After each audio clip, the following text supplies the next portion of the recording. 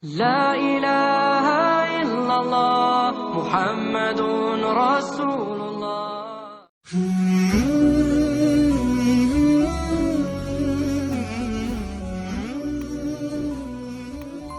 Assalamualaikum warahmatullahi wabarakatuh. Sahabat yang dirahmati Allah Subhanahu wa Ta'ala. Rasulullah Shallallahu Alaihi Wasallam sangat menaruh perhatian lebih terhadap ucapan lisan umatnya. Karena dengan lisanlah surga dan neraka seseorang ditentukan. Diriwayatkan dalam sebuah hadis, beliau Shallallahu Alaihi Wasallam bersabda, "Tidaklah benar iman seseorang hingga hatinya menjadi benar, dan tidaklah benar hati seseorang hingga benar lisannya." Hadis riwayat Ahmad. Lalu bagaimana cara menjaga lisan agar kita tak terjerumus dalam dosa? Imam Al-Ghazali dalam kitab Bidayatul Hidayah menjelaskan ada 8 perkara yang perlu diperhatikan agar lisan tidak menyeret kita ke dalam dosa. Pertama, berdusta. Jagalah lidah agar tidak berdusta baik dalam keadaan yang serius maupun bercanda.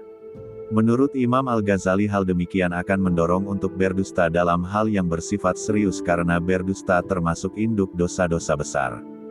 2. Menyalahi janji. Kita harus berbuat baik kepada manusia dalam bentuk tingkah laku, bukan dalam bentuk perkataan. Misalnya jika terpaksa harus berjanji, maka harus menepatinya. Sebab, menyalahi janji atau mengingkari janji merupakan salah satu dari tanda-tanda nifak dan buruknya akhlak. Sesuai perkataan Rasulullah bersabda, ada 3 hal, yang jika ada di antara kalian yang jatuh ke dalamnya maka ia termasuk munafik, walaupun ia puasa dan salat. Yaitu, jika berbicara ia berdusta, jika berjanji ia mengingkari, dan jika diberi amanat ia berkhianat. 3. Ghibah. Ghibah adalah membicarakan seseorang dengan sesuatu yang ia benci jika ia mendengarnya. Maka, hindarilah juga untuk menggunjing secara halus. Misalnya dijelaskan oleh Imam Al-Ghazali ingin menyatakan maksud secara tidak langsung dengan berkata, semoga Allah memperbaiki orang itu. Sungguh tindakannya sangat buruk padaku. Kita meminta kepada Allah agar Dia memperbaiki kita dan dia. Di sini terkumpul 2 hal yang buruk, yaitu ghibah karena dari pertanyaannya kita bisa memahami hal itu, dan merasa bahwa diri sendiri bersih tidak bersalah. Tapi, jika engkau benar-benar bermaksud mendoakannya, maka berdoalah secara rahasia jika engkau merasa berduka dengan perbuatannya. Dengan demikian, jelaslah bahwa engkau tak ingin membuka rahasia dan aibnya. Kalau engkau menampakkan dukamu karena aibnya, berarti engkau sedang membuka aibnya. Cukuplah firman Allah, ini menghalangimu dari ghibah, jangan sebagian kalian menggunjing sebagian yang lain. Apakah salah seorang di antara kalian senang memakan daging saudaranya yang sudah mati? Pasti kalian tidak menyukainya. Quran Surah Al-Hujurat ayat 12. 4. Mendebat. Dengan mendebat, kita telah menyakiti, menganggap bodoh, dan mencela orang yang kita debat. Selain itu, kita menjadi berbangga diri serta merasa lebih pandai dan berilmu. Rasulullah bersabda, siapa yang meninggalkan perdebatan sedang ia dalam keadaan salah, maka Allah akan membangun untuknya sebuah rumah di tepi surga. Dan siapa yang meninggalkan perdebatan padahal dia dalam posisi yang benar, Allah akan membangun untuknya sebuah rumah di surga yang paling tinggi. Jangan sampai tertipu oleh setan yang berkata padamu, tampakkan yang benar, jangan bersikap lemah.